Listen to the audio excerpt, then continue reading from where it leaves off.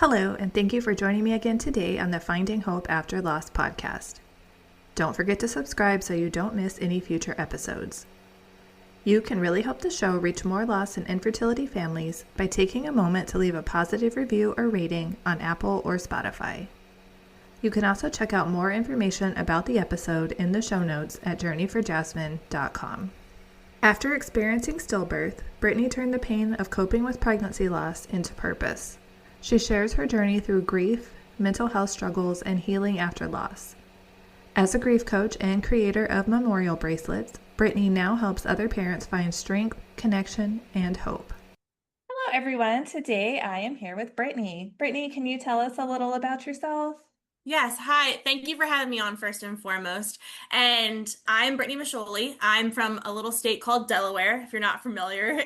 It's right above Maryland and like right below PA and Jersey. A lot of people, when I say Delaware, they're like, where? Thinking So back to my geography days, right? yes, little tiny state, the first state. And I am actually a former teacher. I now do social media management and I also do grief mom coaching and also create memorial bracelets, which we can touch on later. But I'm also a mom to a living toddler who's almost 4. He'll be 4 in November.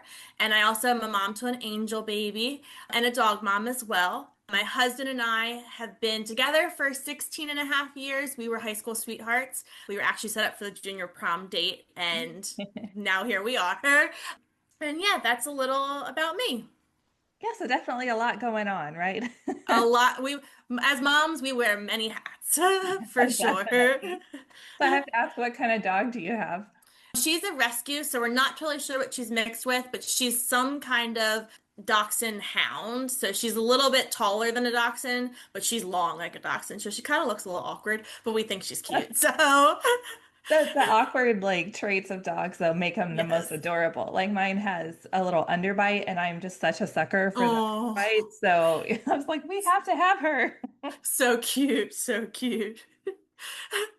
So do you mind sharing a little about your journey? Yeah, so everything in the pregnancy was totally normal.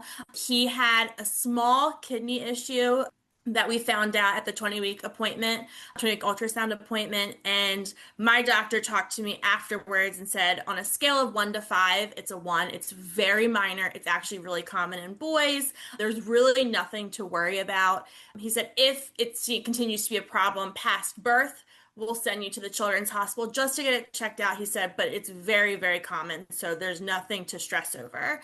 So I said, okay. And it actually resolved itself by 32 weeks. And in hindsight, I hate to say I'm happy that that happened because I got to have more ultrasounds, and now because of the loss, I was able to see him more and more active and things like that. So I'm thankful that I was able to get more of those ultrasounds to have more of that experience with him. But yes, thankfully it resolved itself by 32 weeks and everything was totally fine. Everything was perfect. Doctor was like, "Yep, we're ready to go. When it's time, you are ready." And I went to my 38-week appointment on Thursday, December 26th, right after Christmas. Everything was fine. I was looking good. Mason was looking good. No problems. And he was like, my doctor said, when you're ready to go, we're like, that's it. Like, bring your bags. Everything looks good. So then fast forward to that Saturday, the 28th, things started progressing. I started getting contractions on and off, nothing timed up. Contractions. I started to lose like bits of my mucus plug. It didn't all come out at once. It started like shedding, they call it. So that happened throughout the weekend. Monday, still contractions on and off. They weren't syncing up at all. They started to sync up at parts and then like they would fall apart again. And then they would sync up and then they fall apart again. So I called my OB on Monday and said, "This is what's happening. I don't know what to do." Because with my first pregnancy, my son Tyler, my water broke. So I knew it's time to go in. But that didn't happen with Mason. So I was like, I don't know what to do. And he said, until they start syncing up and getting stronger, you kind of just have to wait it out. He said, if you're uncomfortable, I can meet you at the hospital, but you kind of just have to wait it out. And I said, okay, that's fine. So then by Tuesday morning, December 31st, they started syncing up. They started getting stronger. So I called him back and I said, I think it's go time. And he said, yep, take your bags, go to the hospital. He said, I'll meet you there. So I went to the hospital, got checked in, did all the normal stuff, and they called me back. They took me into a triage room and did like the normal like checks, like blood pressure, weight, all these things. And then the nurse did the Doppler for the heartbeat, and she couldn't find the heartbeat. And of course, your mind, I hear all the time, and it's so true, your mind never goes to the worst. It's just like, well, then just find it, find the heartbeat. Like, where is it? She said, let's do an extra ultrasound. So she took me to a different room. Meanwhile, my husband's still out in the waiting room. He has no idea what's going on. And they take me back to another room to do another ultrasound. And the ultrasound tech is very quiet and doesn't say anything to me. And I was like, that's kind of weird because I've never experienced, usually they're very chatty, upbeat. And I was like, that's kind of weird. So then she was like, well, I'm going to go get the doctor. So then she left, came back with another doctor, like a doctor of the hospital, not my OB, but someone from the hospital itself. And so he said, I'm going to do another ultrasound on you. So he did another ultrasound. And meanwhile, the screen is turned towards me so I can see what's going on. And if you looked at an ultrasound before, you can see a little flicker of the heartbeat, and I didn't see anything. And I, like, again, my brain's not going to like, something's really wrong here. And I remember, it was so funny. I was just talking to a friend about this the other day. It's almost like that, one of those like movie scenes where like someone's looking up and like they see a bunch of heads above them. And I have the doctor looking at me. I have a nurse over here. I have another nurse over here. And they're all looking at me. And then no one says anything. And I'm like, well, then what does this mean? And then tears just come streaming down my face because then it all hit me. And he said, I'm really sorry. Your baby doesn't have a heartbeat. And after that, like, I just went into this complete fog, like almost like an underwater. I can't hear anyone around me. I don't know what's going on. Like, it was a complete shock. And meanwhile, my husband's still in the waiting room. So I'm hearing this news by myself. Thankfully, I'm so thankful for this one nurse that was there with me, which we still talk to this day. And she actually came to Mason Celebration of Life, but she just grabbed my hand and held it. And she was just like rubbing my arm, and she was just saying, I'm so sorry. I'm so, like, she was a very like, almost like a mom figure. Like, she was very comforting. And so the other nurse that was there said, I'm going to go get your husband. So she went out and got my husband, brought him back. And then they told, like, he says he remembers walking in and everyone was just staring, and I'm hysterical. And he's like, what's going on? And then that's when they tell him, and his world just completely shattered too. And then, of course, like, you have to make the phone calls. Like, I had to call my mom, he had to call his mom, all these things. Meanwhile, I laugh about it now, but I'm like, what was, like, I don't understand. This one other woman came in, I guess had no idea what had just happened, that we had this loss. And she's like, you have to fill out this paperwork. I take the blood work. And I'm like, I just lost my baby. Like, it was just one of those situations. Like, I don't blame her because I don't think she knew, but I just wish someone had told her. So I'm trying to fill out this paperwork, and it's a mess. And then they're asking, like, what kind of testing do you want to do, and like all these things. And we opted just to do like a blood test for me and for him, and a placenta test. I didn't want to do an autopsy. We just chose not to do that. But then, of course, they're asking, well, do you want to do a VBAC, or do you want to do a cesarean section? Or a C-section? And I said, at first I was like, I don't even know, because my goal was to do a VBAC because I had to have a C-section with Tyler. It ended up turning into where he just wasn't descending. He was too comfy. So I chose to do a C-section because I was like, I'm over this. So I said to my husband, I said, I think I'm going to do the C-section because that's the one thing I can control in this whole situation. So I opted to do the C-section, but of course, it was completely different than the one I had with Tyler. It was very emotional, obviously, and I think the thing that will stay with me from that experience is the silence. the deafening silence of having the C-section. And of course, when we had Tyler, you hear the baby crying and it's like happiness and commotion, like a good commotion going on and trying to get him cleaned up. But then with Mason, it was just silent. There was nothing. And I just remember laying on the table, tears just streaming down my face. The nurses honestly were a godsend because they were just wiping my tears. They were whole like almost like rubbing my head. Like they were just they were trying to do what they could to comfort me. And I'm just holding my husband's hand, tears streaming down his face. So it was I don't even know the word to describe it. It was heartbreaking. It was absolutely heartbreaking. And then, of course, one of the other first thoughts that pop into to our heads were when we find out the news was, what do we tell Tyler? Because we were trying to prep him to be a big brother. Mason's coming home, like life's gonna look a little different, things like that. Like he had even picked out like the wall color for his nursery. He had picked out like different things. So he was very like incorporated. Even he was only 3, but we tried to incorporate him as much as we could in Mason coming home. So our first thought was, well, what do we tell him?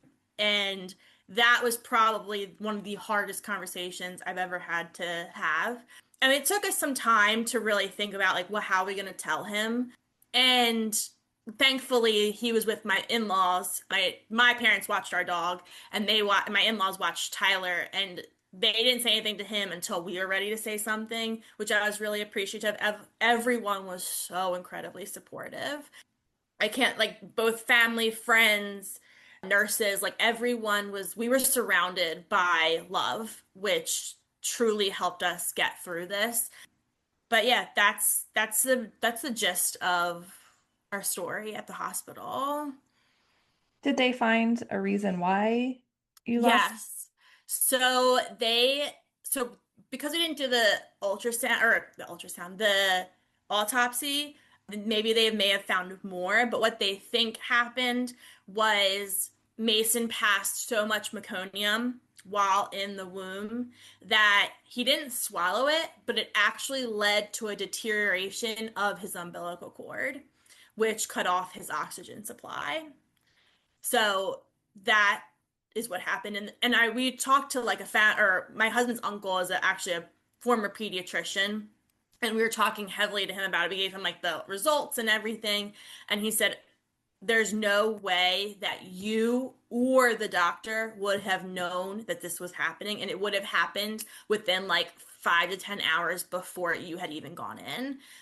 And yeah, there was just no way for us to tell that. And I know that, like, I remember movement had slowed, but I also remembered that with Tyler too. So it was like, oh, this is normal. This is what should be. Like, I thought in my mind, like, everything's fine. He's fine. He's just preparing to come out.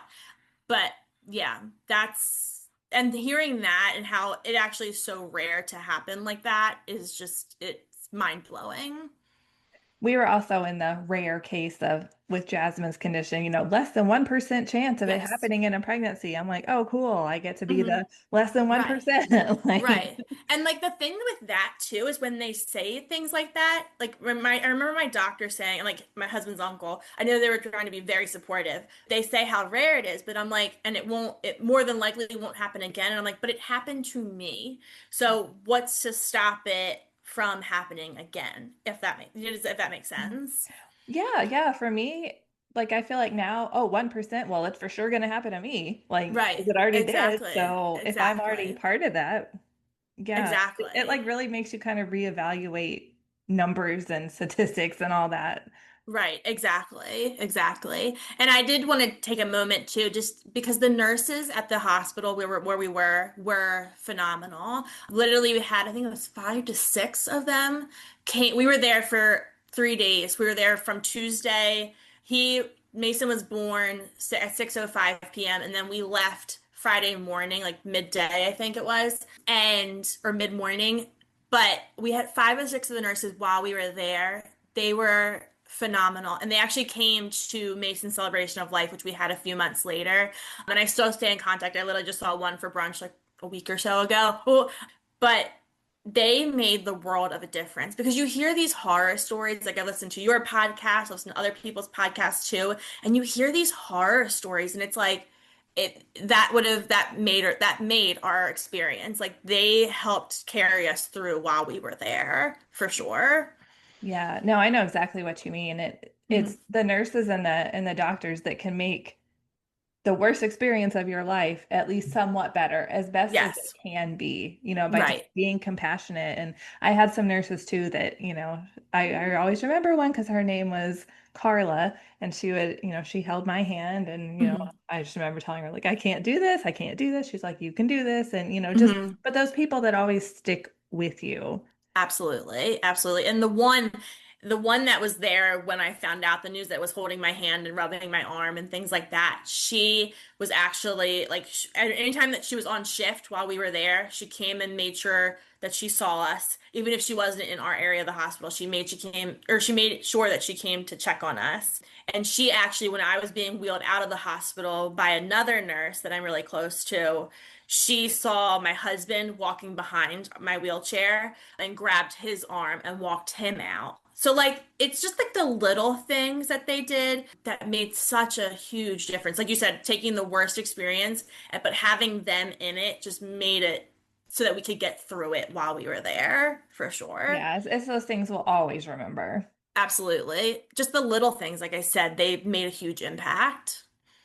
So how old was your son when you lost Mason? So his birthday's at the end of November, and we lost Mason end of December. So he had just turned 3 a month or so prior to that. My son was also 3 at the later end of 3, but that's a really hard age, to explain Yes. that your sibling died. Right. And you could tell like he was trying to process, he didn't understand it, but he was trying to process it. And then, of course, like everyone coming over to visit us and bring food and all of these things, like his whole entire world was upended, which I feel really bad about. I just feel bad that his life was so uprooted. But we were able to, after a few weeks, like settle back down and really talk to him about like what had happened and things like that. No, you want someone, I always tell people, you want someone to hand you a highlighted map and like show like this is what you're supposed to do, point A to point B to point C and so forth, and explain like to your living child how do you get through how like what happened and how to get through it.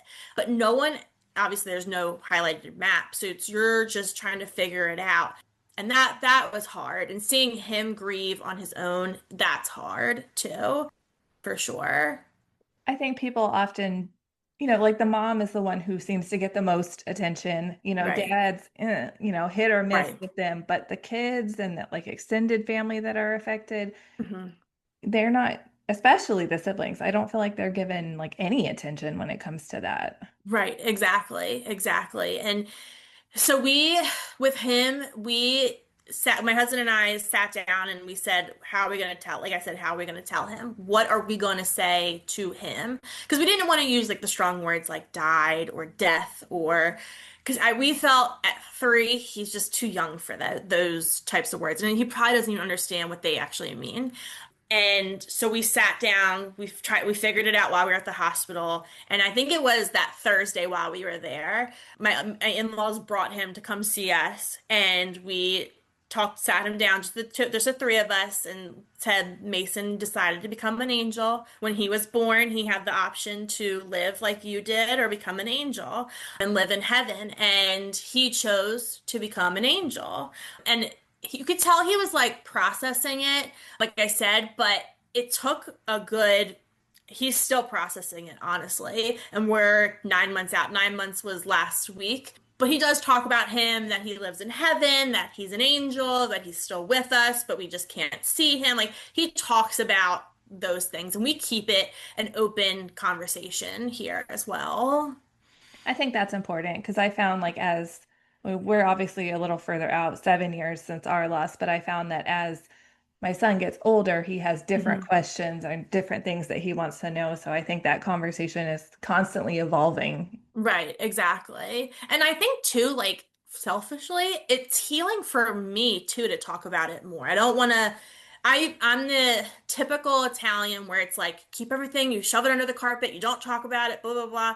But with this, this first happened, I literally remember saying it to myself in my head, "You're not doing that with this. Like you have to talk about it. You have to feel all your emotions because this is something that is unprecedented. Like I never, obviously, I've never experienced this. I have to allow myself to feel all the feelings." And just being able to talk about it is so incredibly healing. Yeah, sometimes it hurts to talk about it because sometimes he'll ask questions, and I'm sure your son does too, where it's like, I don't know how to answer that, or like, oh my God, like the one time he asked, this is maybe a few months ago, he asked, because we have a picture of Mason in Tyler's room because Tyler wanted that. So we said, okay. So we put it in his room, and he asked me one night, going to bed, he said, Mommy, why doesn't Mason just wake up?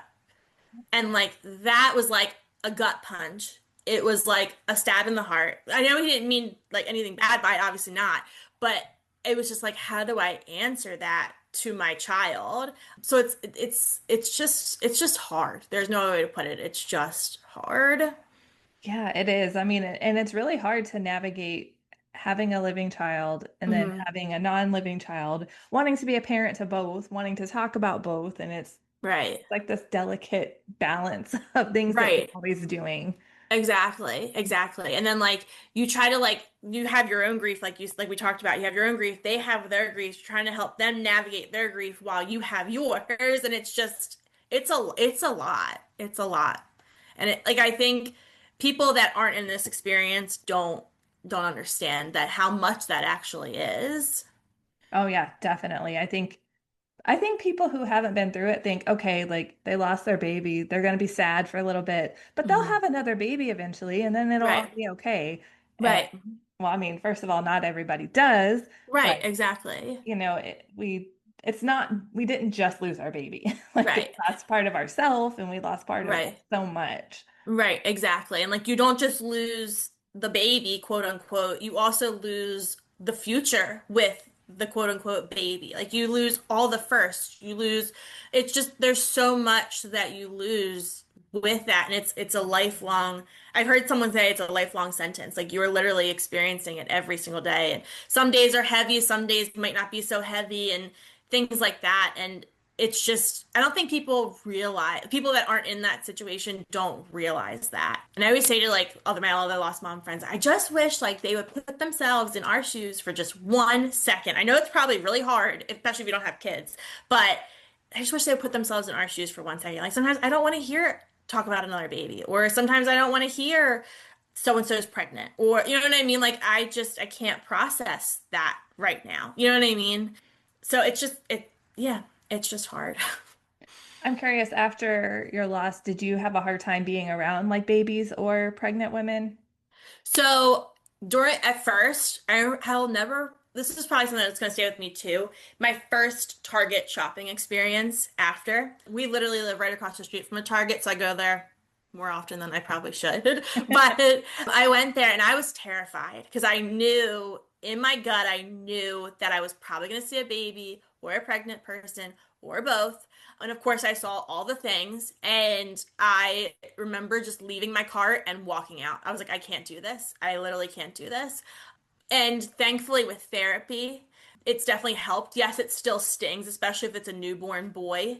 Or if I see someone that's like really, really pregnant, I almost like want to like run up to them and be like, do you know like this could happen? Like, please make sure you're watching for this, like all these things. But I don't want to scare them at the same time. So I just keep my mouth shut. But it is still really triggering, but I've learned techniques from therapy and from my other lost mom friends that definitely help. Like I have one really good lost mom friend, local. It's a friend of a friend actually, and she said what helped get me through it. And I think she's a year more than I am, but she said what helped really get me through it was my therapist reminding me that it's not my baby, not my story. So you don't know what that person went through to have that child. They could have a loss that you just don't know, or maybe they experienced infertility or different types of things. Maybe they had just a totally fine experience, but that's not for me to know or to judge. So just and that's something I repeat in my head, and that actually helped get me through probably the first like 4 or 5 months. And I don't say it as much. Sometimes I still say it in my head, but I'll like if I see a baby, not my baby, not my story. And that truly just kind of like resets my brain to focus on what I went there for, whether it be a shopping or if I'm there to like, I don't know, go to church or go to the movie or whatever it may be, or go to the park with Tyler or whatever. It resets my brain to refocus on what I'm actually there for. But there are still things that absolutely trigger me. I actually went to a good friend of mine that she's been so incredibly supportive, which is part of the reason why I went. It was her son's first birthday just this past weekend. And she was very kind leading up. She said, I don't want to send you this invitation if it's going to trigger you, but she said I want you to know that you're included always. She said, but there's absolutely no hard feelings if you don't feel comfortable coming or anything like that. And I thought about it for a while, but I was like, I'm gonna go because she's been so incredibly supportive and she checks on me constantly, and I was like, I'm gonna go.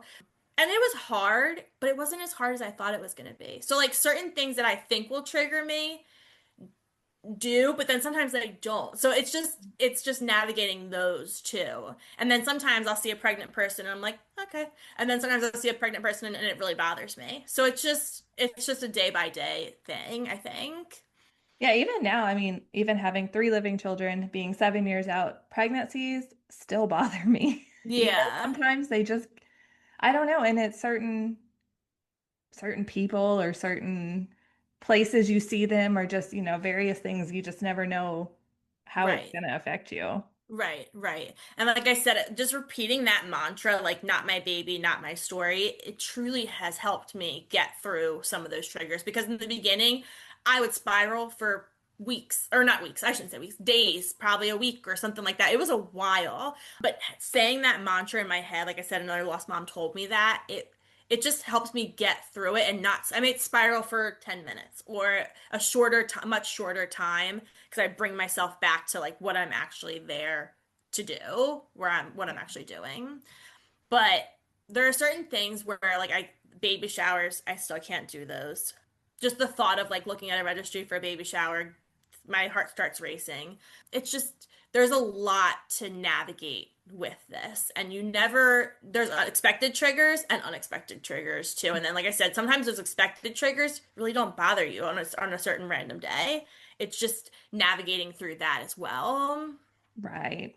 Yeah, there's just so much to being, Hmm. a lost mom. It's just so much that, yeah, like we said, that people just don't know and don't think about. Right, exactly. And I think the other thing too that people don't think about, and I talk about this a lot too, is that we went to the hospital to actually deliver. Like I was having contractions. I was fully ready to go. I had my hospital bag packed. Like we were ready to bring him home. Nursery was set. Tyler was set. Like everything was ready to go. And then in an instant, our world just completely shattered and turned on its head. And I think that that's like something that people don't fully grasp either. Because even talking with some people, it's like, wait, you had to deliver? Like, and I'm like, well, what's going to happen to him? Like, he's not just going to disappear. So it's like, I don't think people fully grasp that either, that haven't been in the shoes or haven't had a baby or so forth. Yeah, I mean, I remember going to the hospital and like I knew she had to come out, but I'm just like, how? Like, do I do a C-section? Do I just give Hmm. birth? Like, I don't know. I don't know what's Hmm. happening, because I feel Right. like doctors and, people don't talk about it because, like you Right. said earlier, they don't want to scare people, but then Hmm. we're stuck not knowing what to do or what Right. to expect when it happens to us. And we're just Right. kind of lost. Exactly. Exactly.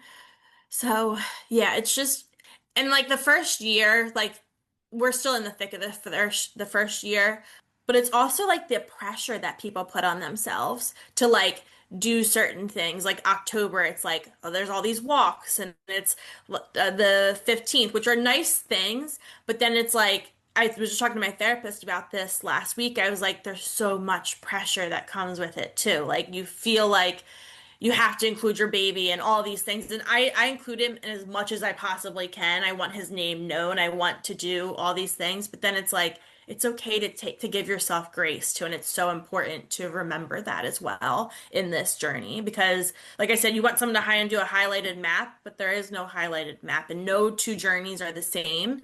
And it's very, very, very important. And I have to remind myself of this too. It's very important to give yourself grace and to let go of those pressures. And nothing has to be set in stone the first year. Like if you we're already talking about like his first birthday and what we want to do with that and knowing that like this year it might just be a simple cupcake and visit to his grave and just be with our parents and that's it. But next year, maybe we do some kind of donation thing or whatever. Like nothing has to be set in stone. So just remember to give yourself as much grace as possible. No, I definitely agree. Each year is different. You never know how you're going to feel and it doesn't have to be something grand and giant that you do every day. I think just thinking about them, Right, spending time reflecting on them, things like that are right, so important. And so, just as equally valid. right. Exactly, exactly.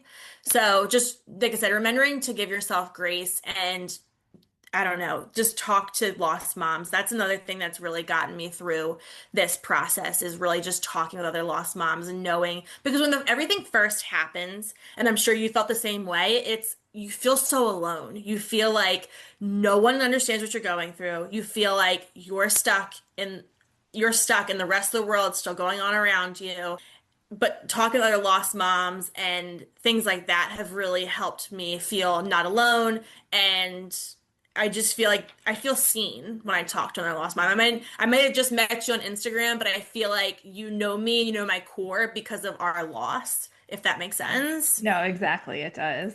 Hmm. So, do you want to talk a little bit about? I know you mentioned making bracelets and all the other things that you do for lost Yeah, moms. so when I was searching for like a therapist or a grief coach or things like that, I had a hard time finding someone that walked in my shoes, knew what I was going through, and just really someone who I really connected with. And I thought, because as a business owner, I thought, well, then maybe I should do something. And I really reflected on it for a long time. And I thought, well, then I got I'm working my grief coach certification and all these things started coming into play. And I was like, I want to be that person for someone else. So that's why I really started my grief coach business for lost moms so that they know they don't have to go through this alone and they can talk with somebody that has been in their shoes and has walked the walk through literally the fires of hell and can go through that with them and help pull them out of it too. And then I wanted something to do with my hands. So I went to Chat GPT. Sorry, I'm losing my voice. I went to Chat GPT and I was like, give me some ideas. And one of the things that they gave me was a memorial bracelet. And I was like, why didn't I think of that? Because I was given two of my bracelets that I got, and I wear them every day. I got while I was in the hospital from one of my cousins. One says angel, and the other says strength. And those mean the absolute world to me because I can just look down and it reminds me of him. And I was like, well, why didn't I think of that? And I know how to make a bracelet. I don't have to like candle making. I love candles. I burn them every single day, but I would have to learn how to make them. And I'm like, but I know how to make a bracelet. So I wanted to make them and they can come with or a word like hope, faith, like those kind of generic sayings, angel, but you can also have them personalized and you can completely tell me what color bead set you want and things like that. And it's just something to give to another lost mom or family member or even friend to to remind them of their baby and to show support and things like that. It just is something that means a lot to me, and I wanted to give that back to another lost mom or family member.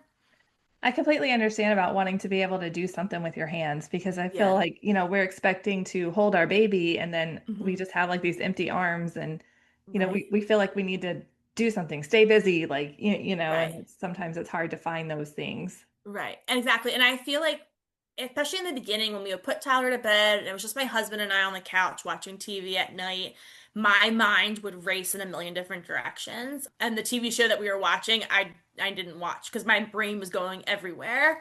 So I wanted something to do with my hands to like focus my brain on something. And that's when Mason's memorial bracelets were born. So it and I the people that I've sent them to, they've sent such nice things back and how much they mean to them. And it comforts me to know that I'm comforting somebody else. And yeah, and I love, like, people say they love them. So it warms my heart for sure. Yeah, it's nice to have that, tangible reminder, Hmm. especially if you've had an early loss or, Hmm. you don't have pictures or anything. I Right, think it's nice to have that thing that you can wear and like see their name or see a right. representation of them or just something. Right, exactly. Exactly. And it just is something, like, it's like you said, like, to look down and not that you ever forget ever, but just to look down and that a piece of them is with you. Like, that's what my bracelets in the hospital meant to me, just that a piece of him was with me always. And that's what, like I said, that's what I wanted to give back to another lost mom or family member as well. And I will say too, I didn't touch on this either. I will say too that the reason that I wanted to do something, because I remember listening to one of the podcasts, I can't remember which one now, but I remember listening to a podcast and someone talked about turning pain into purpose, and also talked about when you have a living child, they create their own legacy. But when your child dies, who creates their legacy? How is their legacy created? And I knew when I heard that, I knew I wanted to do something, but I just didn't know what at that point. This was really early on. And then that's when Mason's Way came to be. And it also, someone actually, I was just talking with my lost mom. She's like, how did you come up with the name Mason's Way? And I said, honestly, when I was at the hospital, I made a lot of promises to Mason while we were there, but one of the things I said is, I'm going to live Mason's way, the way that you'd want me to be the mom that you'd want me to be. So that's where and I just got chills. That's where that really came from, is living Mason's way. I love that. Yeah, I think so Thank many you. of us now are trying to, keep their memories alive and do things that help other people that we feel like would make them proud of us. And I think they Hmm. are all very proud of us for all that we do. For sure, for sure. I just picture Mason saying, "Thanks, Mom," and Jasmine saying, "Thanks, Mom." I like to think of all the lost babies together and like Mhm. being friends and playing together until we get to see them again. For sure. And we actually went to a medium, that you say that. We went to a medium, my husband and I, someone really, like, well known down here in Delaware, and she said, with babies and with little ones, it's like almost like she said, picture like a really big daycare with a bunch of toys and like lots of fun things. And she said that's where they are. They are playing with each other. They're just having fun. Like, they're Oh, that just makes me joyful. cry.